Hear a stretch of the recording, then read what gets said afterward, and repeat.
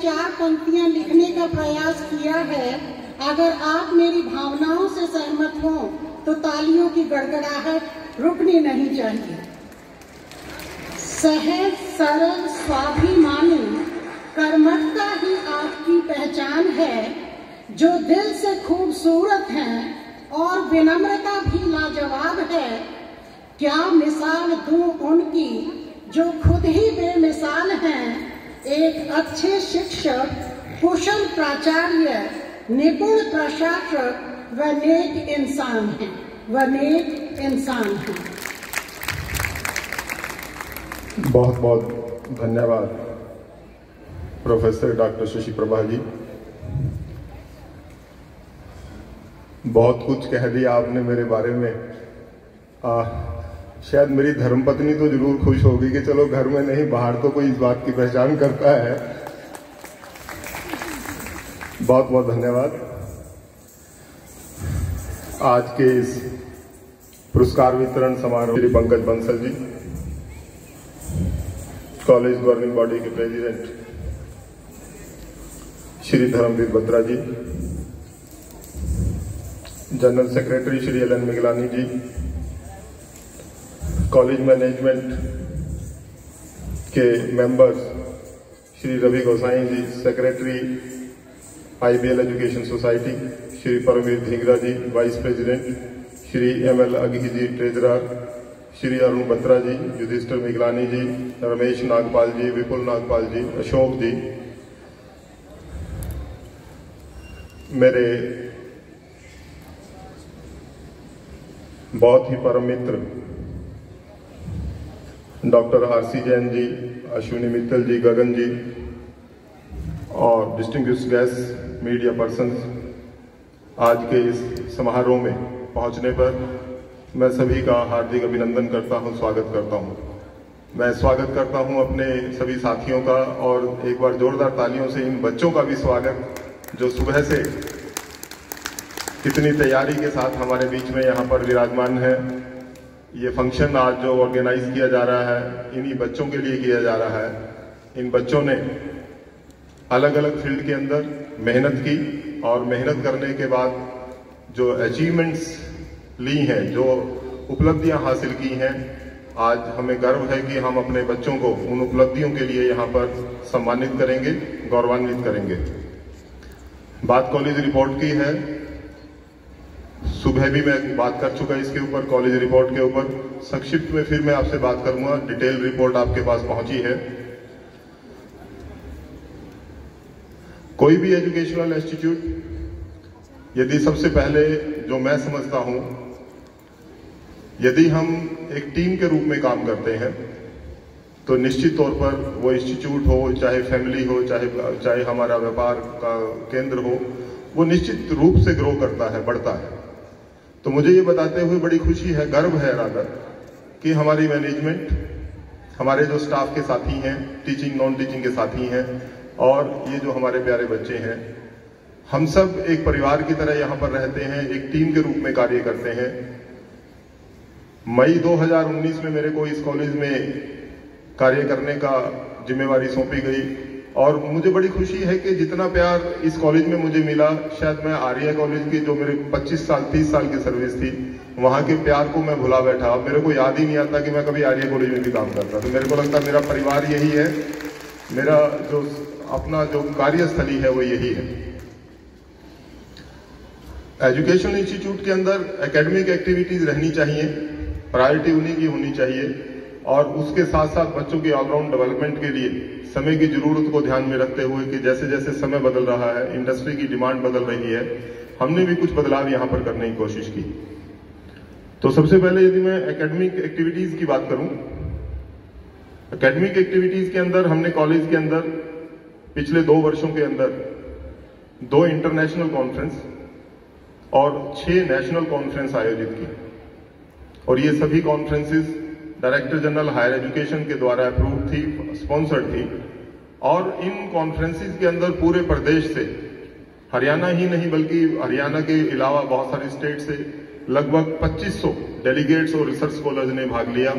उनके विचार सुनकर निश्चित तौर पर हम भी लाभान्वित हुए और वो लोग भी जो यहाँ पर आए थे, यहाँ के जो हमने एक्सपर्ट्स बुलाए, उनके विचार सुनकर, उनकी रिसर्च की जो फैसिलिटीज थी या उनकी जो उपलब्धियां थी, उनको सुनने के बाद नए आइडियाज भी मिलते हैं और इंस्पिरेशन भी मिलती है। इन प्रोग्राम को ऑर्गेनाइज करने का पर्पस भी यही होता है कि हम आदान प्रदान कर लें अपने विचारों का भी, अपनी रिसर्च का भी, और एक दूसरे से कुछ न कुछ हमें सीखने को भी मिलता है। कोरोना का दौर रहा, 2020 से 2022 के बीच में बहुत ज्यादा प्रकोप था कोरोना का।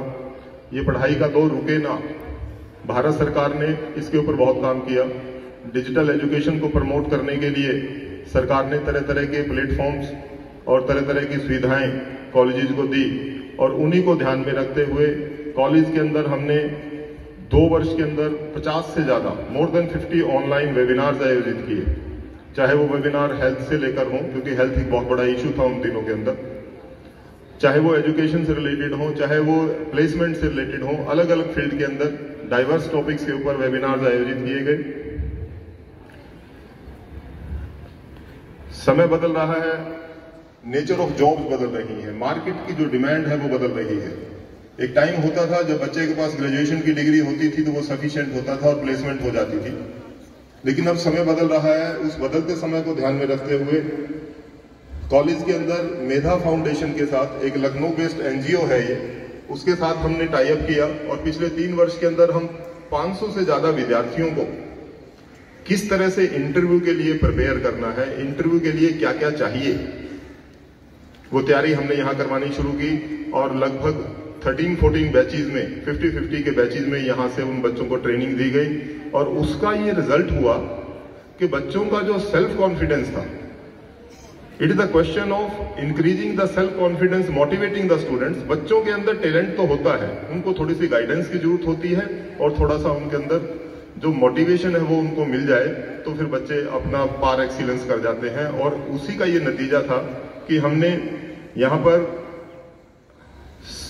जो मार्केट की डिमांड थी उसको ध्यान में रखते हुए 8 डिफरेंट सर्टिफिकेट कोर्सेज शुरू किए, जिसके अंदर आर्टिफिशियल इंटेलिजेंस के कोर्सेज थे जो कंप्यूटर बेस्ड इंडस्ट्री की डिमांड है। टैली के जो कॉमर्स का हमारा बच्चा है उसको मार्केट में टैली सॉफ्टवेयर के एक्सपर्ट चाहिए होते हैं। इसी तरह से डिजिटल मार्केटिंग का जमाना है आज के टाइम में, आप देख रहे हैं डिजिटल मार्केटिंग बहुत ज्यादा अपकमिंग फील्ड है। डिजिटल मार्केटिंग पे एक सर्टिफिकेट कोर्स शुरू किया, फैशन डिजाइनिंग का सर्टिफिकेट कोर्स शुरू किया, फूड न्यूट्रिशन पे किया, सॉफ्ट स्किल डेवलपमेंट पे, पर्सनैलिटी डेवलपमेंट पे, डिफरेंट हमने इस तरह के सर्टिफिकेट कोर्सेज शुरू किए, बच्चों को training the placement point of view से। और जब हमें लगा कि अब हम तैयार हैं इस काम के लिए, अब हम अपने कॉलेज के अंदर प्लेसमेंट फेयर आयोजित कर सकते हैं, तो 2022 जून के मंथ के अंदर हमने पहला मेगा प्लेसमेंट फेयर यहाँ पर आयोजित किया। इस मेगा प्लेसमेंट फेयर के अंदर पानीपत और करनाल के सभी कॉलेजेस के विद्यार्थियों को आमंत्रित किया गया, और लगभग 1200 बच्चों ने, जून का महीना था, पीक गर्मी का टाइम था, लेकिन 1200 बच्चों ने उसके अंदर पार्टिसिपेट किया। और मुझे ये बताते हुए बड़ी खुशी है कि एक ही दिन में आईबी कॉलेज के इस कैंपस से 155 स्टूडेंट्स की प्लेसमेंट हो गई। That was in fact A motivating factor for us also. हमें भी लगा कि हम भी कुछ कर सकते हैं इन बच्चों के लिए। और मैं सैलरी पैकेज की बात कहूं, वैसे तो आज के टाइम में सैलरी पैकेज कोई लिमिट नहीं है कितना होता है, लेकिन हमारे जिस तरह के इंस्टीट्यूट्स हैं, जो हमारे बच्चे हैं, 3 लाख से लेकर 8 लाख रुपए तक का एनुअल पैकेज, 155 स्टूडेंट्स, 8 कंपनीज ने उसमें भाग लिया। और इस सारे जो जॉब प्लेसमेंट का जो कार्य था, हमारी प्रोफेसर अर्पणा है जो ये सारा काम देखती हैं, मैं उनको बधाई दूंगा इस तरह के सुंदर आयोजन के लिए और इन बच्चों के लिए इस तरह का सिग्निफिकेंट काम करने के लिए। दिसंबर 2022 के अंदर फिर हमने एक जॉब प्लेसमेंट फेयर यहाँ पर आयोजित किया, लेकिन इस बार बच्चे केवल हमारे अपने कॉलेज के ही थे। 4 कंपनीज उसके अंदर इनवाइट की गई और 55 स्टूडेंट्स की प्लेसमेंट फिर हो गई इसके अंदर। तो 2022 के अंदर आईबी कॉलेज के कैंपस से 210 स्टूडेंट्स की प्लेसमेंट हुई। और हम इस बात के लिए कमिटेड हैं कि कोई वीक ऐसा नहीं जाता जिसमें आजकल कोई ना कोई इंटरव्यू ना चल रहे हो। बहुत सारी कंपनीज ऑनलाइन मोड में अब इंटरव्यूज कंडक्ट करने लगी हैं, लेकिन महीने में 2, 3, 4 कंपनीज ऐसी आती रहती हैं जो प्लेसमेंट का काम चलता रहता है। और 2023 के अंदर एक सेमेस्टर पूरा हुआ है हमारा भी, और लगभग 45 के आसपास बच्चों की प्लेसमेंट इस वर्ष भी हो चुकी है। कुरुक्षेत्र यूनिवर्सिटी में मेरिट पोजीशन की बात करूं, क्योंकि एकेडमिक इंस्टीट्यूट्स है और एकेडमिक इंस्टीट्यूट के अंदर प्रायोरिटी हमारी यही है कि बच्चों को बेस्ट पॉसिबल एजुकेशन दी जाए। 2020-21 के अंदर 55 स्टूडेंट्स ऐसे थे हमारे जिन्होंने कुरुक्षेत्र यूनिवर्सिटी की मेरिट लिस्ट में अपना स्थान बनाया। 2021-22 की यदि मैं बात करूं तो 145 का डाटा हो गया ये, और 2022-23 के अंदर 45 स्टूडेंट्स अभी मेरिट लिस्ट में आ चुके। एक ही सेमेस्टर का रिजल्ट आया है और एक सेमेस्टर का भी बाकी है। लेकिन इसमें जो विशेष उपलब्धि है वो ये है कि हमारा हिंदी का विद्यार्थी, एमए हिंदी हमारे यहाँ कोर्स चलता है, और एमए हिंदी का 2014 से लेकर टिल डेट पिछले 9 वर्ष से एमए हिंदी यूनिवर्सिटी का टॉपर आईबी कॉलेज से होता है। 9 वर्ष से गोल्ड मेडल हमारा ही बच्चा ले रहा है। आज सुबह जब कन्वोकेशन फंक्शन हो रहा था तो आपने देखा है 4 बच्चे ऐसे थे एमए हिंदी के जिनको गोल्ड मेडल दिया गया। एक बच्चा बीकॉम का टॉपर था, यूनिवर्सिटी टॉपर बीकॉम में था, जिसको गोल्ड मेडल दिया गया, और इसी तरह से एक बच्चा बीसीए का था जिसको गोल्ड मेडल दिया गया।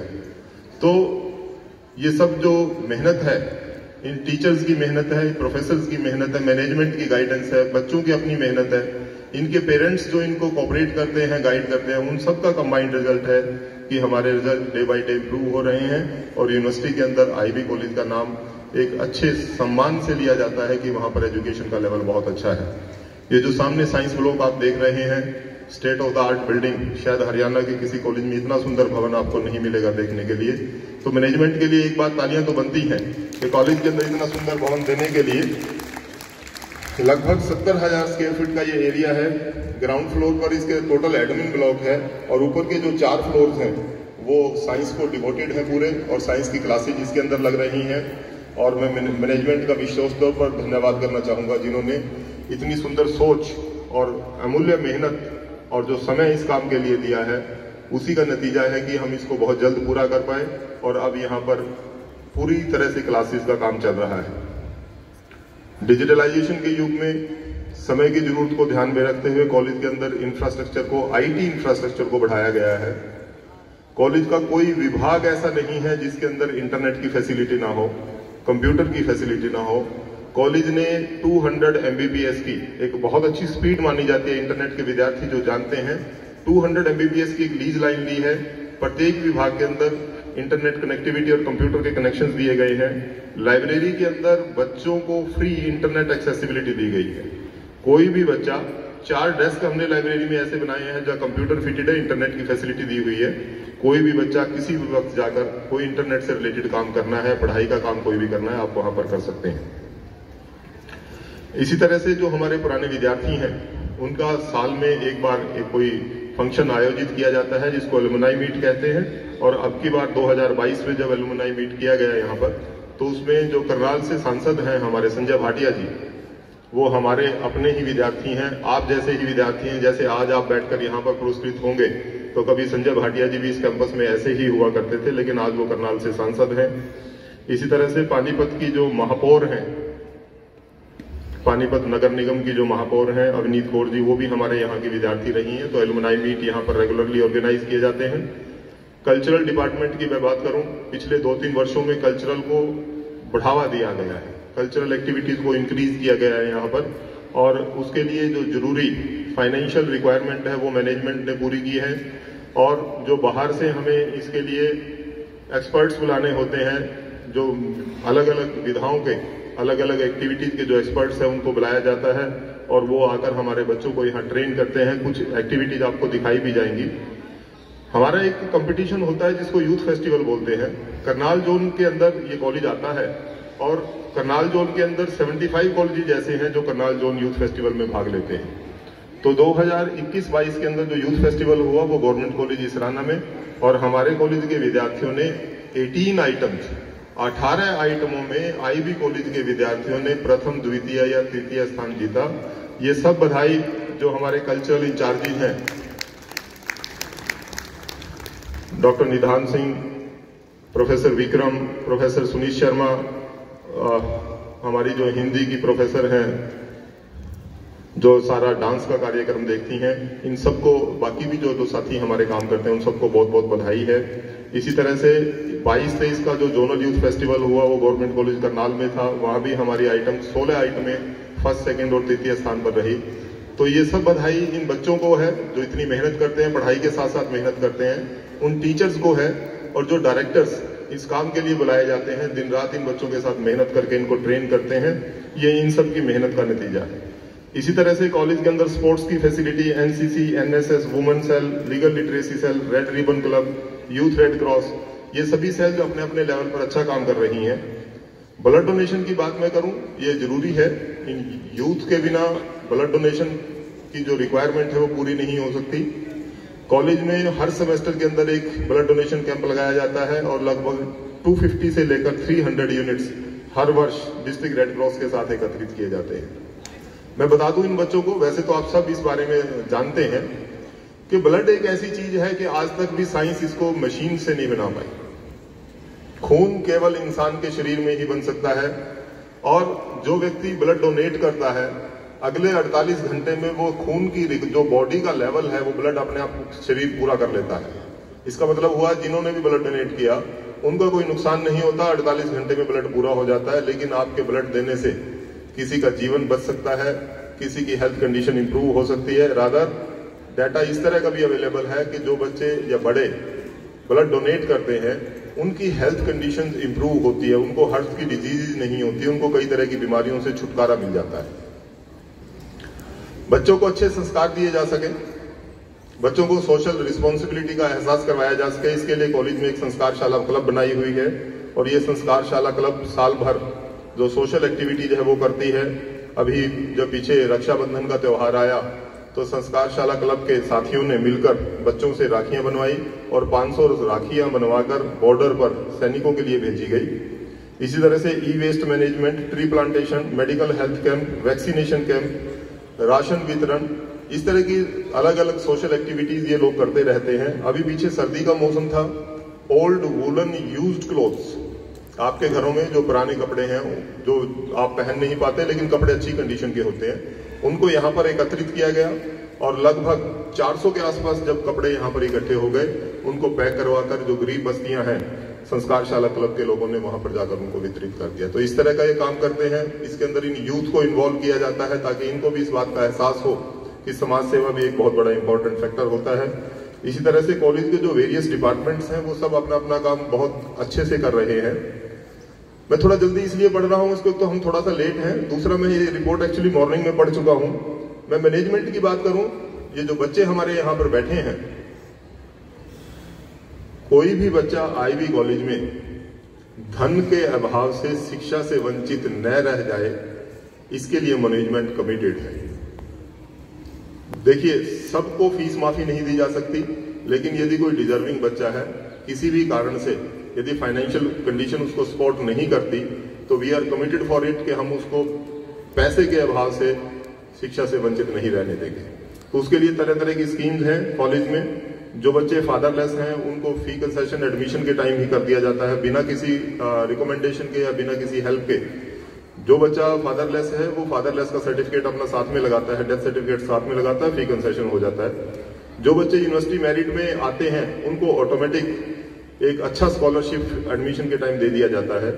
और जो बच्चे फाइनेंशियली वीक हैं, डिजर्विंग हैं लेकिन फाइनेंशियली वीक हैं, उनको भी तरह तरह की हेल्प यहाँ पर दी जाती है। अभी पिछले 10 दिन पहले हरियाणा गवर्नमेंट एक कंपटीशन ऑर्गेनाइज करती है जिसको स्टेट लेवल साइंस एग्जीबिशन कहते हैं। पहले ये एग्जीबिशन जोन लेवल पर होती है, जोन लेवल से जो टीम प्रथम आती हैं फिर वो एग्जीबिशन स्टेट लेवल पर कंपटीशन होता है। तो मुझे बताते हुए बड़ा गर्व है कि हमारे केमिस्ट्री के प्रोजेक्ट स्टेट लेवल कंपटीशन के अंदर प्रथम आए।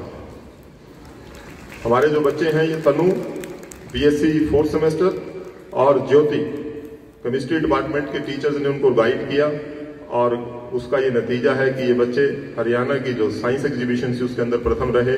31,000 रुपए का नगद पुरस्कार इन्होंने अर्जित किया और अब स्टेट लेवल का एक कोई ऐसा फंक्शन चंडीगढ़ में होने जा रहा है जहां पर ये बच्चे आमंत्रित किए गए हैं, जहां पर राज्यपाल महोदय इनको सम्मानित करेंगे।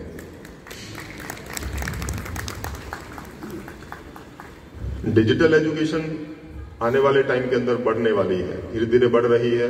आज से 3 साल पहले किसी ने सोचा नहीं था कि जूम पर कोई क्लासेज होती हैं या ऑनलाइन भी क्लासेज लग सकती हैं, लेकिन धीरे धीरे हमने देखा, कोविड ने हमें सिखा दिया। फिर यूट्यूब चैनल बहुत प्रचलित हो गए। तो कॉलेज के टीचर्स ने भी बदलते समय के साथ ध्यान में रखते हुए अपने अपने यूट्यूब चैनल बनाए हैं।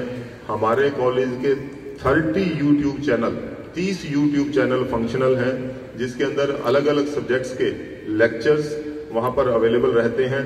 तो जो विद्यार्थी किसी कारण से क्लास अटेंड नहीं कर पाते, उन विद्यार्थियों के लिए एक अच्छी सुविधा रहती है कि वो घर बैठकर भी वो लेक्चर सुन सकते हैं, वो अपना काम कर सकते हैं।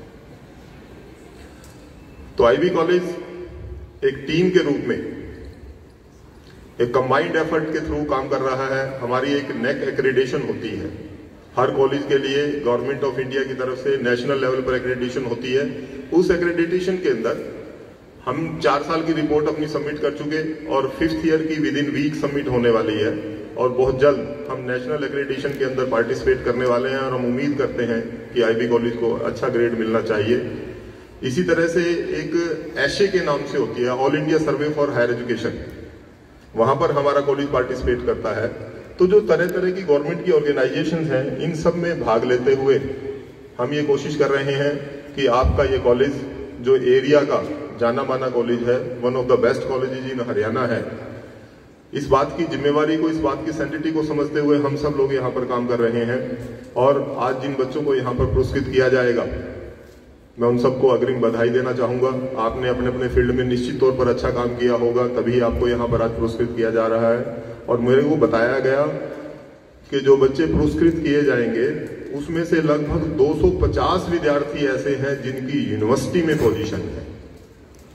250 विद्यार्थी यदि यूनिवर्सिटी पोजीशन होल्डर्स को यहाँ पर आज सम्मानित किया जा रहा है, तो ये बड़े गर्व की बात है। हमारे लिए भी गर्व की बात है, इन बच्चों के लिए भी गर्व की बात है और निश्चित तौर पर इन टीचर्स के लिए तो गर्व की बात है ही कि जिन बच्चों को आप पढ़ाते हैं वो बच्चे नेशनल लेवल पर, स्टेट लेवल पर, यूनिवर्सिटी लेवल पर अच्छा काम कर रहे हैं। तो अंत में अपनी वाणी को विराम देने से पहले इन बच्चों से मैं यही कहना चाहूंगा कि कंपटीशन का दौर है। इस कंपटीशन के दौर के अंदर थोड़ा हो सकता है हमें अपना फ्यूचर बहुत क्लियर दिखाई ना देता हो। ऐसा नहीं कि ब्राइट नहीं है, ब्राइट तो है, लेकिन उतना क्लियर शायद दिखाई ना देता हो। लेकिन जब हम स्टूडेंट होते थे और जो आज का स्टूडेंट है, आज अपॉर्चुनिटीज बहुत ज्यादा है। जब हम स्टूडेंट हुआ करते थे तब इतनी अपॉर्चुनिटीज दिखाई नहीं देती थी। अब आप देखेंगे 25 वर्ष का विद्यार्थी, 30 वर्ष का विद्यार्थी या 30 वर्ष का एक यंग पर्सन बहुत बड़ी कंपनी का मालिक है और वो कंपनी उसको विरासत में नहीं मिली, उसने खुद खड़ी की है। बहुत सारे ऐसे एग्जाम्पल हैं। अभी सुबह वाइस चांसलर साहब बात कर रहे थे कि भारत के अंदर 110 कंपनी ऐसी हैं जो लगभग $10,000 की वर्थ रखती हैं, जो यंग बच्चों ने खड़ी की हैं। तो इसी तरह से बहुत सारे ऐप्स आपने नाम सुने हैं, जैसे पेटीएम की बात करें, पिछले 5-7 साल की डेवलपमेंट है। इससे पहले पेटीएम को कोई जानता नहीं था, आज करोड़ों रुपए की वर्थ की कंपनी है। इसी तरह से जो होटल इंडस्ट्री के अंदर आप बात करते हैं, जो बुकिंग करते हैं आप, उसके लिए जो इंडस्ट्रीज हैं, तो अपॉर्चुनिटीज बहुत हैं आपके सामने। चैलेंजेस भी हैं, अपॉर्चुनिटीज भी हैं। हमें थोड़ा ऑर्गेनाइज वे में मेहनत करनी होगी, फोकस करके मेहनत करनी होगी। थोड़ा मुश्किलें आएंगी, ये भी निश्चित है, लेकिन मुश्किलों से अपने को घबराना नहीं है। मुश्किलों से अपने को, अपनी जो सोचा है मन में, उसको छोड़ना नहीं है। जब हम एक कमिटमेंट के साथ काम करेंगे, एक फोकस के साथ काम करेंगे, तो सफलता निश्चित तौर पर मिलेगी। बहुत बहुत धन्यवाद। जय हिंद, जय भारत।